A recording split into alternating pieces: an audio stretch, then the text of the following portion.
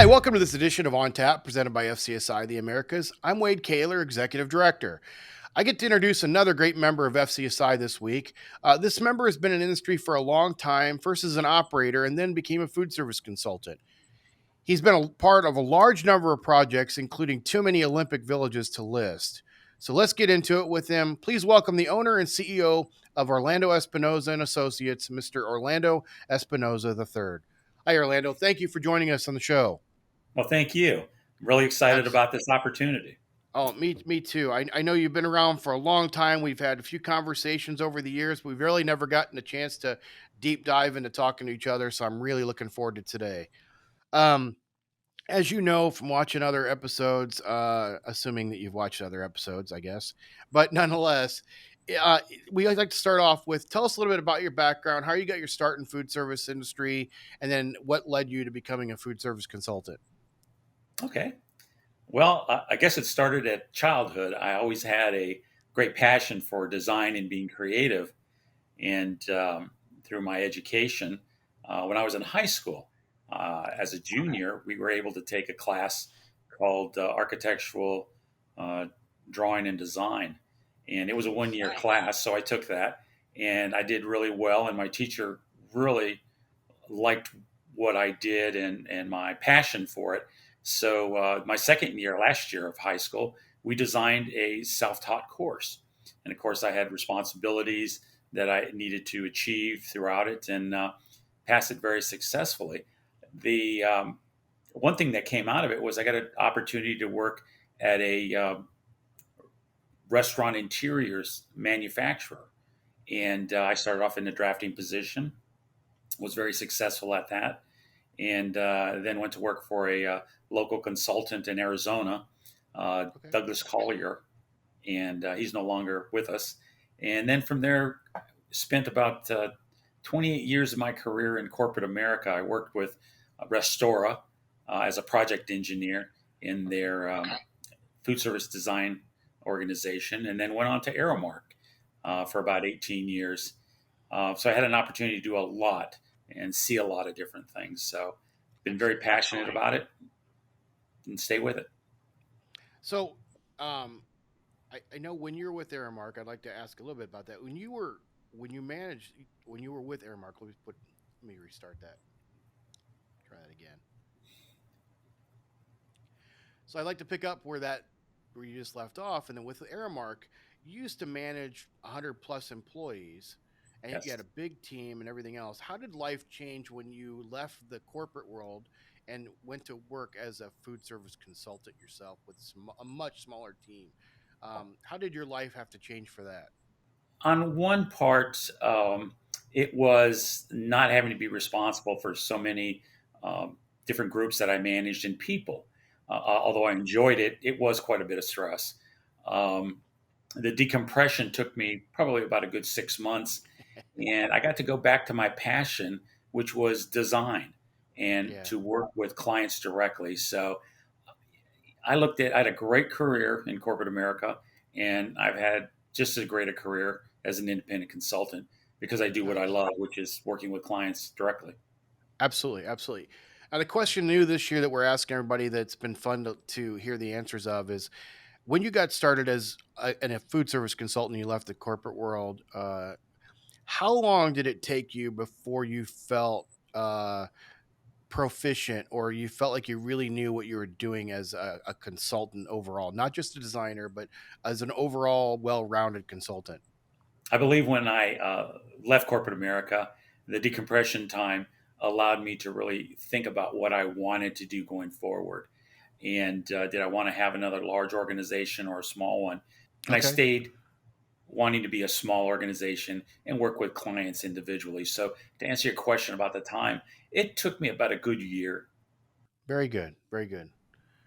I think it's an important question because people coming out of the hospitality schools or people that are doing career transitions, whatever it might be, I, I don't think some people are probably hesitant to do this job thinking they have to know everything when they walk out and start being a consultant, whether they're on their own or whether they're working for another firm. And I think it's been eye opening this season to listen to these answers because everybody, and think somebody in another episode referred to it as imposter syndrome.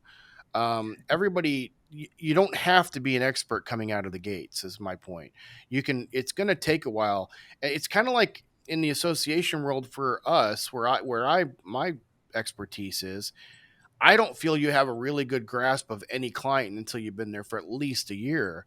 Hmm. You've gone through every cycle of dues and certifications and events and whatever it might be throughout the entire year. Until you start doing any type of repetition, I don't think you feel like you really know the client. And so, I think with consulting, what I'm hearing from everybody is somewhat the same thing.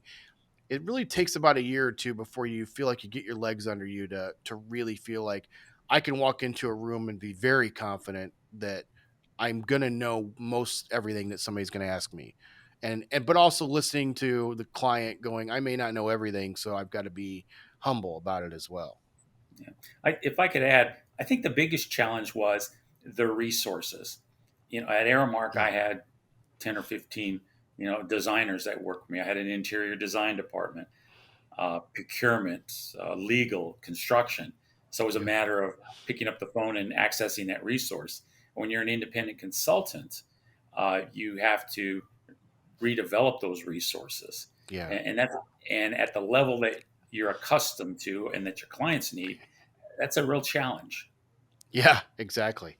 So, with your firm now, Orlando Espinosa and Associates, what kind of, are you specializing in any type of segments, or any types you prefer to do or do more of? Well, my background of myself and my partner, Keith Short, he we have quite a diverse background. I mean, I've done everything imaginable, with the exception of probably cruise ships and Okay. BNI campus, healthcare, uh, stadiums, arenas, convention centers for the Olympics.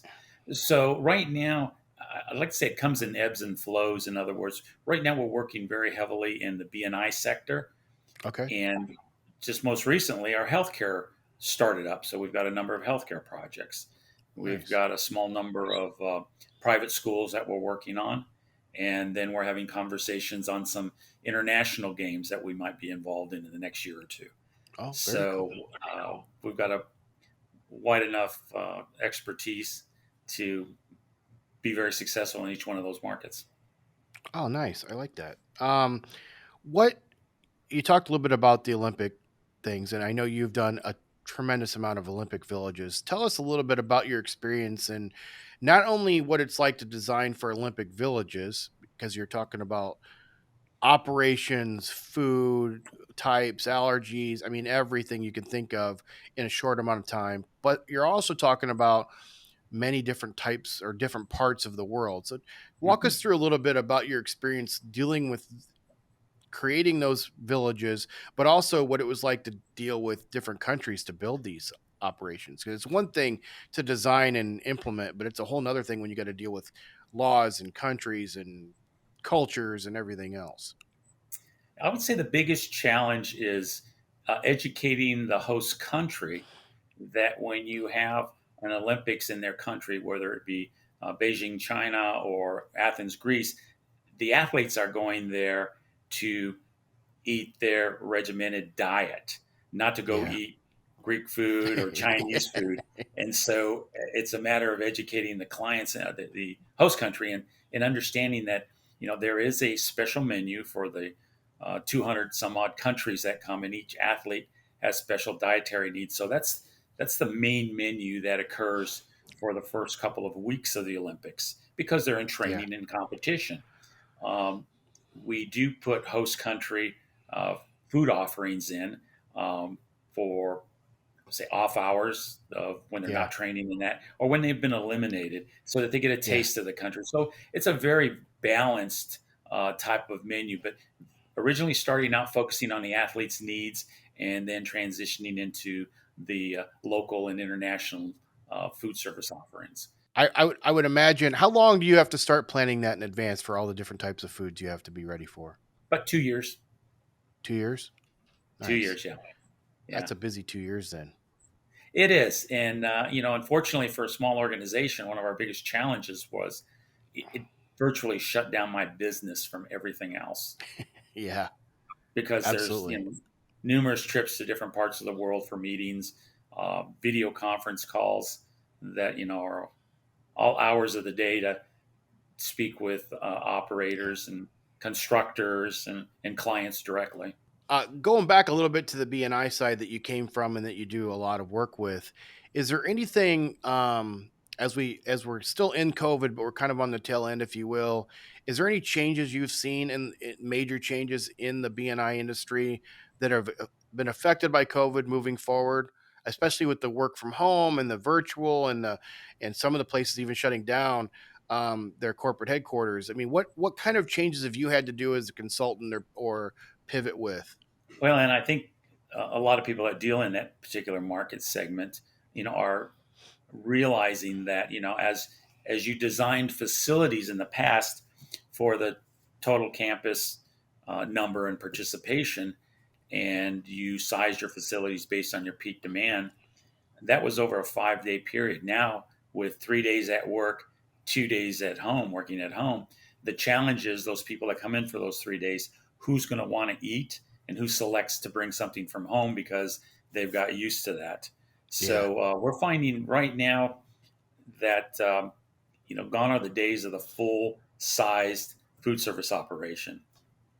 And the reason I say that is because of the varied work hours, and uh, we don't know where it's going to finally end up. However, it's going to be difficult to take things away from people that corporate America or America has given to them. I mean, Yeah. that's very tough. So to answer your question directly, yes, there's a definite size and space differential between what was originally programmed for that total Okay. population to what it currently is now. Um, we're focusing more on the food service quality and delivery.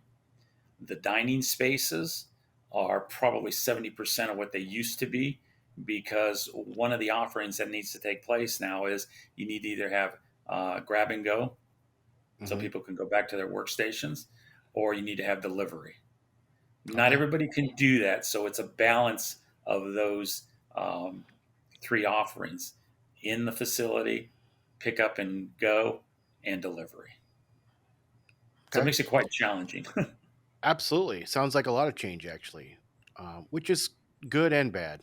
Um, Yes. it's more challenging for a consultant. I know you all like to be challenged a little bit, so I'm sure in a way that's kind of a good thing. Yeah. Is there one project in particular that stands out to you? Maybe your favorite you've ever done or most challenge you've ever done, regardless of the segment. Is there one that stands out?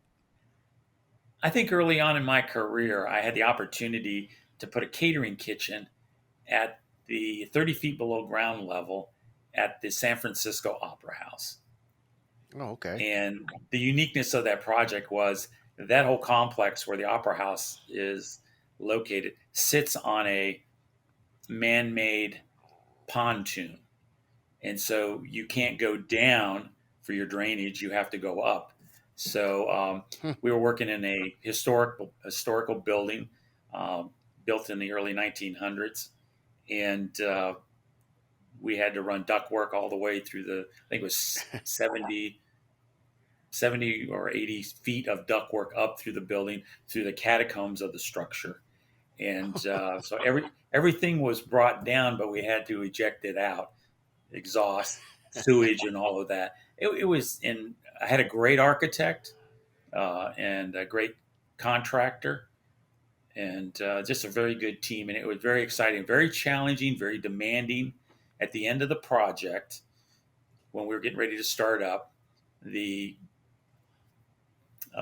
city came in and said, if there's any noise made by the kitchen, you won't be able to run the kitchen during the performances when we would prepare all our food and then be able to serve it after. So all types of sound gathering equipment was set up, and of course everybody's sweating bullets, especially me. And we radio tell them to start the fans and the dishwasher and everything, and then all of a sudden the needle starts moving and there's noise, and then it stops. And of course, they jump on it and say, "Oh, you can't run the kitchen." I said, "Well, wait a minute. Let's find out what that was." So I called down and I asked the guys, turned the equipment off? Or have you turned the equipment off? And they said, no, it's been running the whole time. So that created this mystery. Where's the noise coming from? Come to find out, it was coming from the elevators in the opera house. The kitchen could not be heard. Oh. Nothing in the kitchen could be heard.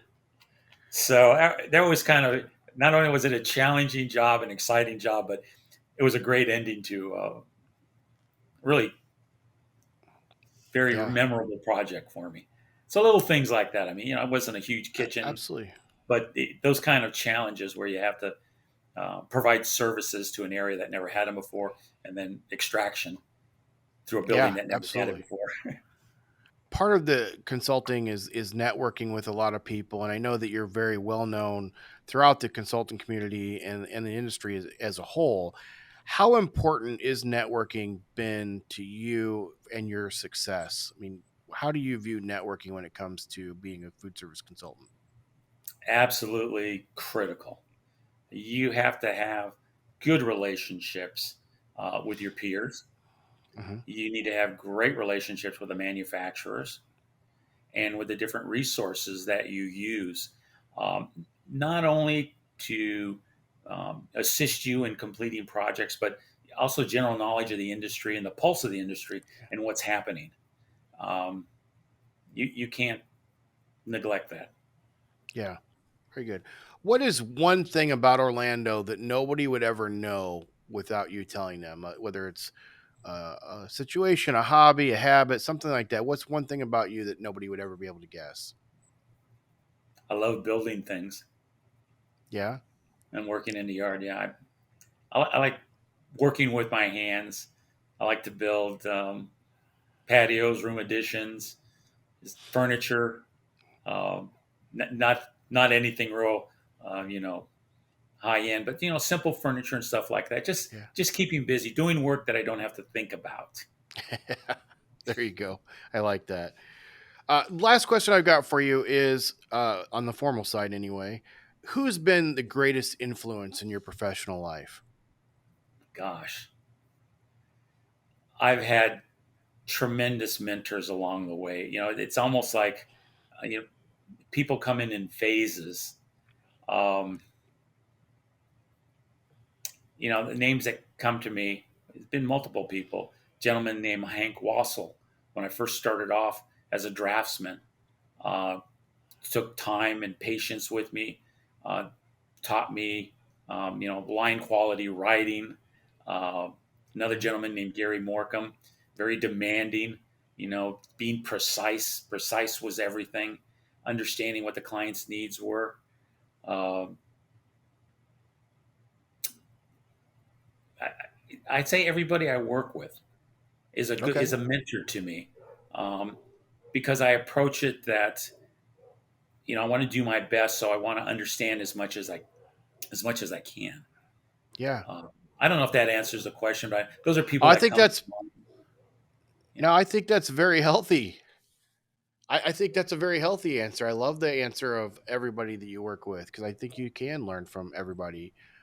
Learn good, bad, or indifferent. It yep, one way or another. You get that from them. So, well, that's all the formal questions I've got. But before we let you go, definitely want to have a little bit of fun with my would you rather questions we do at the end of every episode. So we'll dive right into these. The first one I've got for you is: would you rather buy 10 things you don't need every time you go to the store, or always forget the one thing that you need to buy when you go to the store? always forget the thing that I forgot to buy. Gives me Okay, an opportunity to go back. there you go. Would you rather have a personal housekeeper or a personal chef? Personal chef, Okay.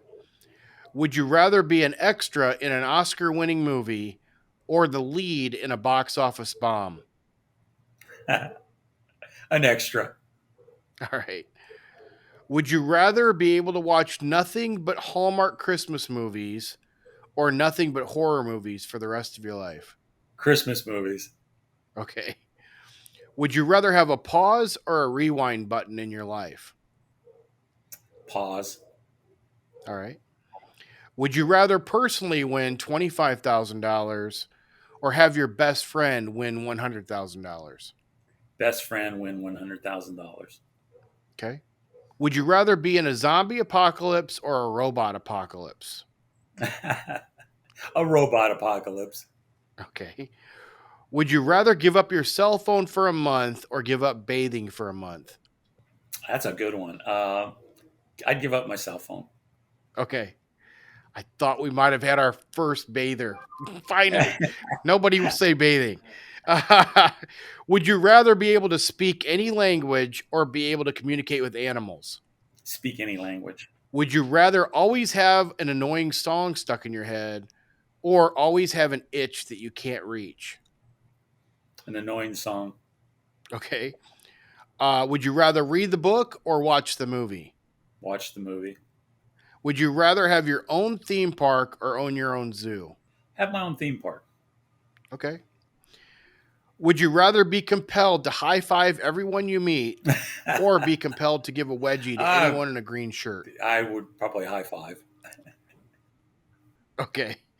Would you rather have a completely automated home or a self-driving car? Self-driving car. Okay. The last one I got for you is, would you rather be able to go to any theme park in the world for free for the rest of your life or be able to eat for free at any drive-through restaurant for the rest of your life? I'd go with the theme parks. Very good. Very good. Well, that's all I've got for you today, Orlando. But before we let you go, let the audience know how they can find out more about you and your firm. Sure. We are on LinkedIn. Plus, we also have our website, www.oe-associates.com. And you can call me directly anytime. I think our numbers are listed on our website as well. Very good. Well, that wraps up this edition of On Tap presented by FCSI the Americas. A huge thank you to Orlando Espinosa for joining us today. Be sure to like and subscribe to whatever platform you use. And as always, cheers.